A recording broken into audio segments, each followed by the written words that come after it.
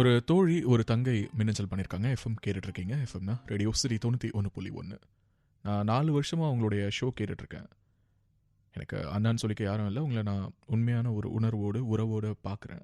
உங்களுக்கு தேங்க்ஸ் சொல்லணும்னு நினைக்கிறேன். கிட்டத்தட்ட 5 முறை சூசைட் பண்ணுறதுக்கு ட்ரை பண்ணேன். அப்போது உங்களுடைய வார்த்தைகள் தான் காப்பாற்றிருக்குது. பிளட் டொனேட் பண்ணுற மாதிரி உயிரை டொனேட் பண்ண முடியுமா? எனக்கு வாழ்கிறதுக்கு பிடிக்கல. சொல்லுங்கள். நான் என்னோடய உயிரை டொனேட் பண்ண விரும்புகிறேன். என்னால் யாராச்சும் ஹாப்பியாக இருக்கணும்னு நினைக்கிறேன். என்ன பண்ணுறதுன்னு சொல்லி கேட்டிருக்காங்க. முதல் விஷயம், இந்த 5 முறை சூசைட் அட்டெம்ப்ட் பண்ணியிருக்கேன் அப்படிங்கிற வார்த்தை, இதை நீங்கள் பேசினதுக்கு பிறகு நீங்கள் எப்படி என்னுடைய தங்கையாக இருக்க முடியும், இல்லை என்ன அண்ணான்னு உரிமையாக கூப்பிட முடியும்? ஒவ்வொரு தடவையும் என்னுடைய வார்த்தை காப்பாற்றினதுங்கிறது எனக்கு சந்தோஷம் இல்லை. ஆனால் மறுபடியும் சூசைட் அட்டெம்ப்ட் பண்ண என்னுடைய வார்த்தை உங்களுக்கு இடம் கொடுத்துருக்குன்னா அதுதான் எனக்கு ரொம்ப சங்கடமாக இருக்குது. நான் அடிக்கடி சொல்கிறது தான், எந்த ஒரு பிரச்சனைக்கும் இங்கே தற்கொலைங்கிறது முடிவே கிடையாது. அது வாழ்க்கைக்கான முடிவு, அது பிரச்சனைக்கான முடிவே கிடையாது. தற்கொலை தான் இந்த உலகத்தில் எல்லா பிரச்சனைக்குமான தீர்வு அப்படின்னா இந்நேரம் பாதி பேர் இந்த உலகத்தில் தற்கொலை பண்ணிட்டு செத்துருக்கணும்.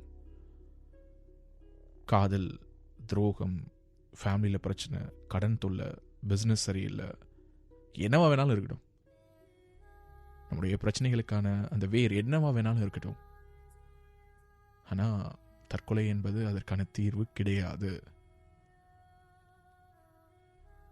கிட்டத்தட்ட 5 தடவை சூசைட் அட்டெம்ப்ட் பண்ணியும் நீங்கள் மறுபடியும் உயிரோடு இருக்கீங்கன்னா என்ன அர்த்தம்? உங்களுக்கு வேற ஏதோ ஒரு நல்ல விஷயம் கிடைக்கணும் அப்படின்னு கடவுள் ஆசைப்படுறாருன்னு தான் அர்த்தம்.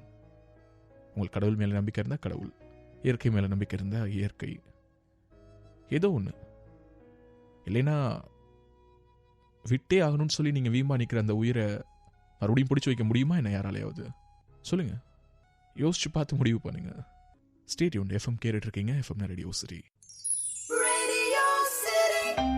ரஞ்சித் என்ற நண்பர் மின்னஞ்சல் பண்ணியிருக்காரு. எஃப்எம் கேட்டுட்ருக்கீங்க. எஃப்எம்னா ரேடியோ சிரி 91.1.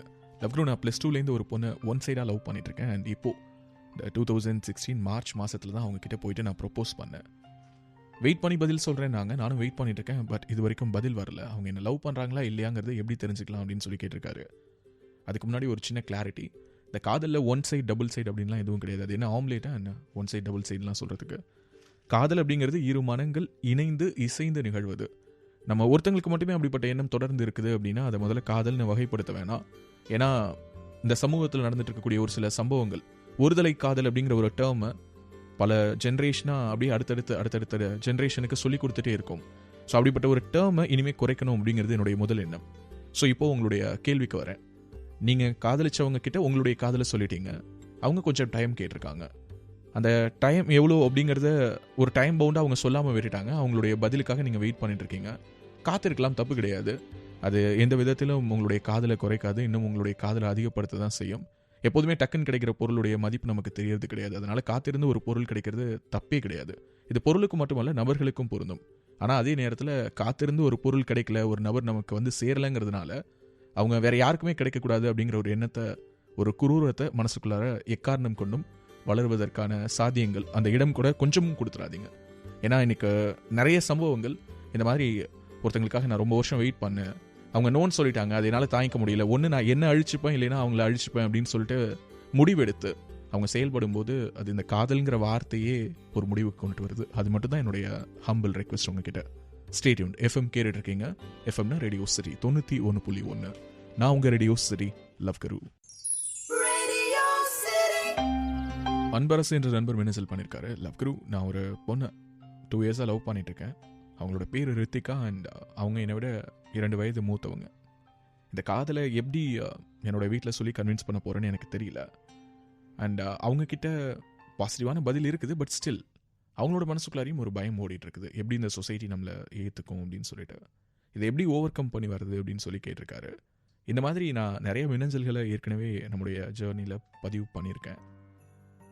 எப்போதுமே நம்ம என்ன பண்ணுவோம் அப்படின்னா, இந்த மாதிரியான லவ்வில் கமிட் ஆனதுக்கு பிறகு அஃப்கோர்ஸ் டேட் ஆஃப் பர்த், உங்களுடைய ப்ரூஃப் கொடுங்க, பர்த் சர்டிஃபிகேட்டை காட்டுங்கன்னு சொல்லி கேட்டெல்லாம் கன்ஃபார்ம் பண்ணிக்கிட்டு லவ் பண்ண முடியாதுனாலும் ஸ்டில் இந்த மாதிரியான ஒரு சின்ன கன்ஃபியூஷன்லாம் வரும்போது நமக்கு டக்குன்னு சொல்லக்கூடிய எக்ஸாம்பிள்ஸ் என்னவா இருக்கும்னு பார்த்தீங்கன்னா, செலிபிரிட்டிஸில் தான் எடுப்போம். என் தனுஷ் இல்லையா, ஏன் ராகுல் டிராவிட் இல்லையா, அனில் கும்ப்ளே இல்லையா, சச்சின் டெண்டுல்கர் இல்லையான்னு வரிசையாக நமக்கு தெரிஞ்ச எல்லா கிரிக்கெட்டர்ஸோட பேரையும் சொல்லிடுவோம்.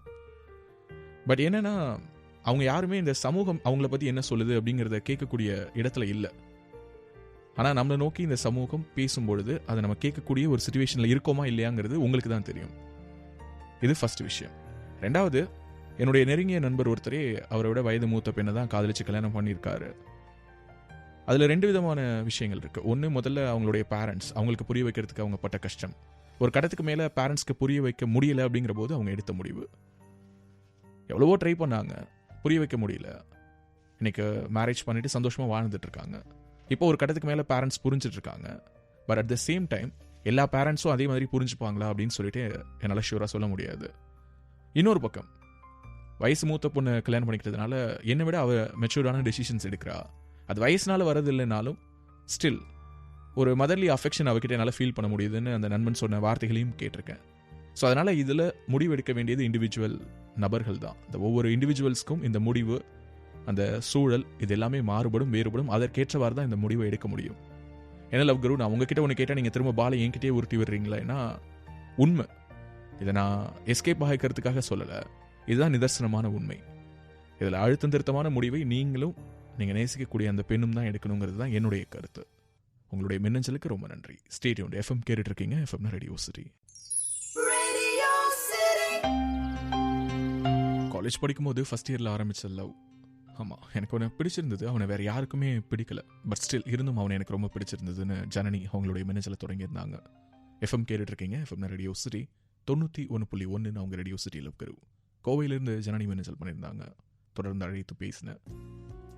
கோவையில் ஒரு பிரபலமான கல்லூரியில் என்னுடைய காலேஜ் லைஃப் தொடங்கின போது எனக்கு தெரியாது என்னுடைய மிகப்பெரிய சந்தோஷங்களை அந்த வளாகம் தான் எனக்கு கொடுக்க போகுதுன்னு. ரவி யாருக்கும் பிடிக்காத ஒரு பர்சன் எங்கள் காலேஜில், எங்கள் டிபார்ட்மெண்ட்டில். இன்னும் சொல்லப்போனால் இந்த உலகத்துலேயே அவனை விரும்புறதுக்கு வேறு யாருமே இல்லை அப்படிங்கிற மாதிரியான ஒரு உணர்வோடு வாழ்ந்துக்கிட்டு இருந்தவன். ஆனால் அவனை தான் எனக்கு ரொம்ப பிடிச்சிருந்தது. என்ன காரணம் ஏதுன்னெலாம் தெரியாது. அது அவன்கிட்டையும் சொல்லிட்டேன். பதில் சொல்லாமல் இருந்தான். அவனுடைய பதிலுக்காக காத்துட்டு இருந்த நாட்கள் அந்த காதலை இன்னும் அழகாக்குனுச்சிருந்தாங்க. ஜனனி கூட தொடர்ந்து பேசலாம். Stay tuned. எஃப்எம் கேட்டுட்டு இருக்கீங்க. எஃப்எம்னா ரேடியோ சிட்டி 91.1. நான் உங்கள் ரேடியோ சிட்டி லவ் குரு. கல்லூரி முடிக்கிற வரைக்கும் எதுவும் தெரியல. அவன் எது பண்ணாலும் சரின்னு தோணுச்சு. ஆனால் கல்லூரி முடிக்க போகிற நேரத்தில் பிளேஸ்மெண்ட், அடுத்த எதிர்காலம்னு எல்லாரும் பிளான் பண்ணும்போது ரவி எங்கேயோ நின்றுட்டு இருந்தான். அவனுக்கு அதை பற்றின எந்த விதமான அக்கறையும் இல்லாமல் இருந்தது. எனக்காகயாவது நீ இது எல்லாத்தையும் கிளியர் பண்ணணும், ஹரியர்ஸ் எல்லாத்தையும் முடிச்சு சக்ஸஸ்ஃபுல்லாக வெளியில் வரணும்னு. பாஸ் பண்ணிட்டுங்கிற திமுறில் பேசுறியான்னா, வேலைக்கு போகக்கூடாதுன்னா, மனஸ்தாபங்கள், உறவுல விரிசல் எல்லாம் வர ஆரம்பிச்சது. நாங்கள் ஜனனி ரேடியோ சிட்டிக்காக இன்னைக்கு தன்னுடைய வாழ்க்கை பதிவு பகிர்ந்துக்கிட்டாங்க. கல்லூரி நாட்களில் ஆரம்பித்த நட்பு காதலாக மாறி இருக்குது. பட் காலேஜ் முடிச்சு வெளியில் வரும்போது வேலை வேணுமே, அடுத்தது ஏதாவது பண்ணும்ல.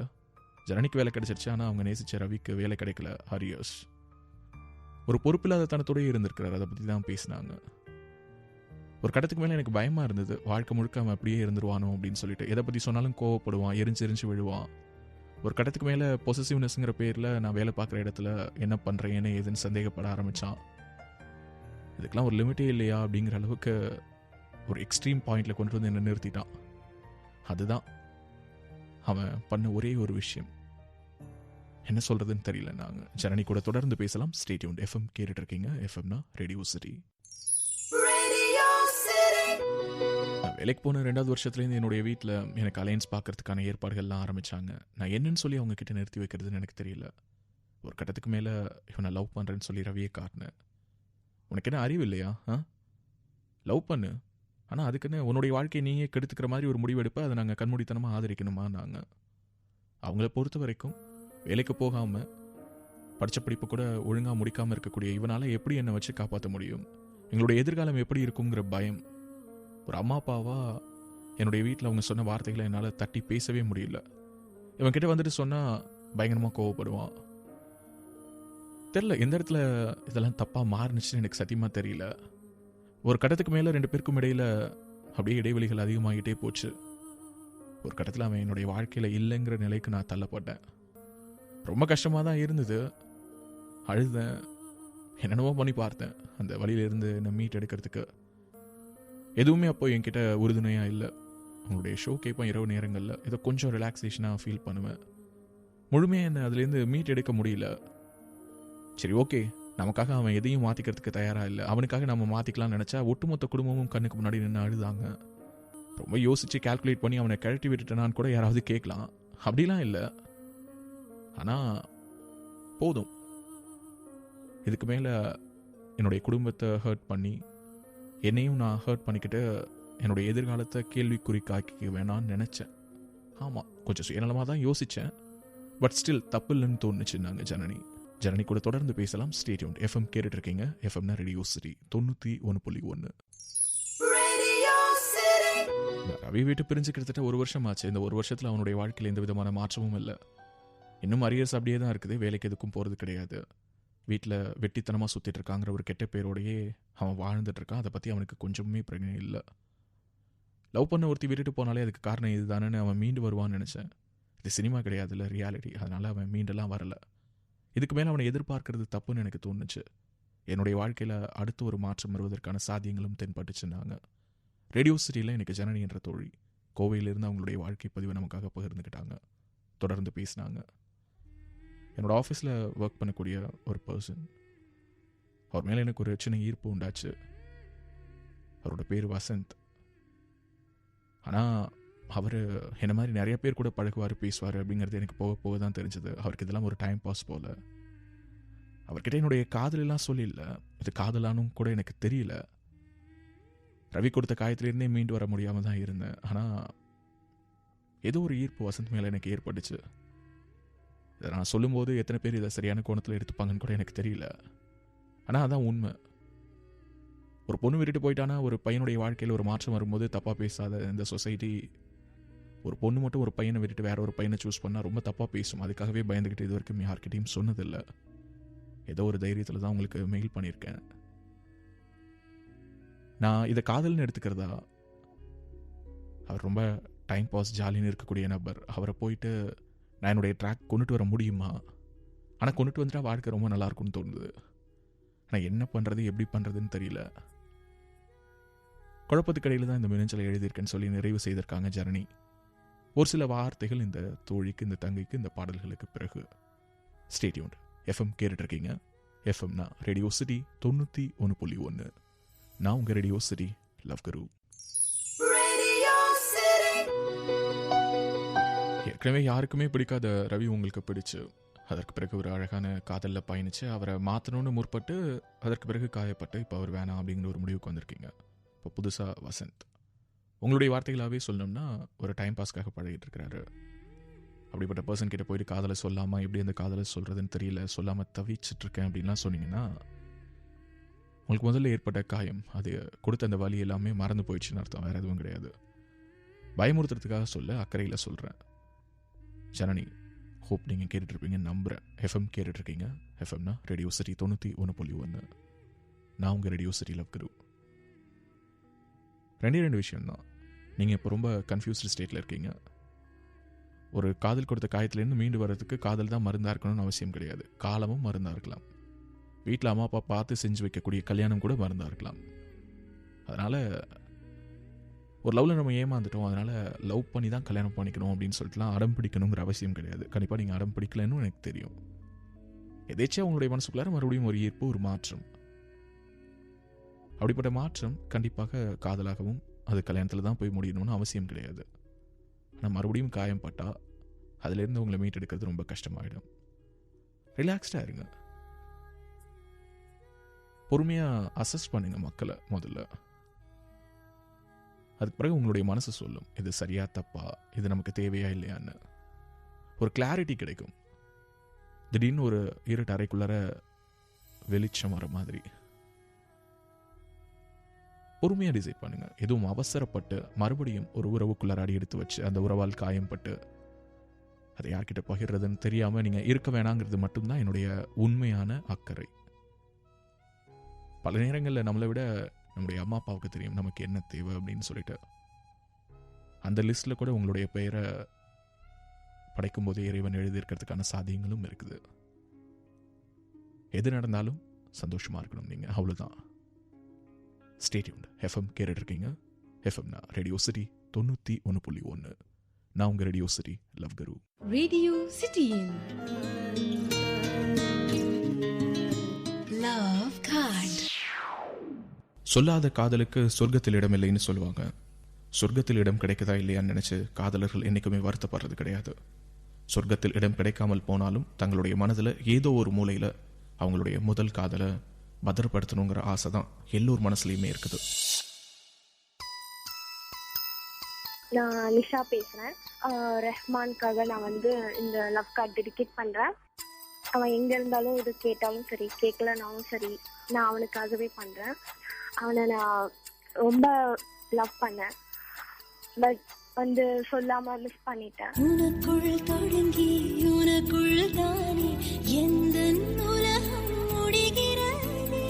உன்முகம் பார்த்து ரசித்திடத்தானே எந்த நாட்கள் விடுகிறதே. அவனும் என்னை லவ் பண்ணான். ஆனால் என்னோட என்கேஜ்மெண்ட் முடிஞ்ச அப்புறமா தான் நானே ரியலைஸ் பண்ணேன் I am love with him. இன்னைக்கு நான் எல்லாமே மிஸ் பண்ணிட்டு இன்னும் 3 months மேரேஜ் பண்ணிக்க போகிறேன்.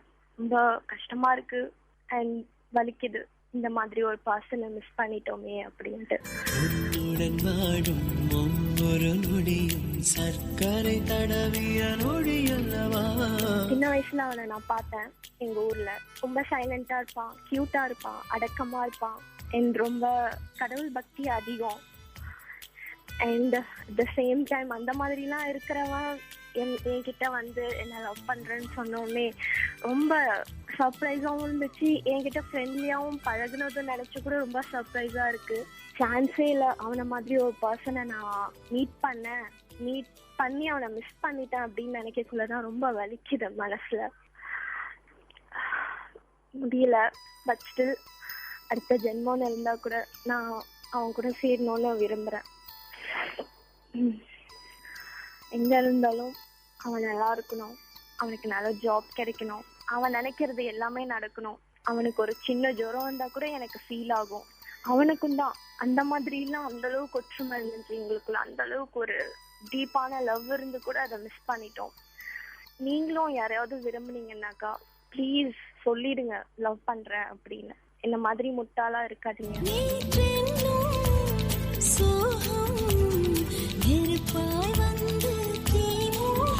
இன்றென்னும் மழையில் அத்தனை நெருப்பும் பூக்கள் நீட்டும். ஹாய் அபுல், நான் தான் உன் கைருன் பேசுறேன். உனக்காக லவ் கார்ட் டெடிகேட் பண்றேன். சாரிடா, என் மனசுல இருந்து நான் உன்கிட்ட சொல்லாம போயிட்டேன். அது ஏன் தப்பு தான், உன் தப்பு எதுவுமே இல்லை.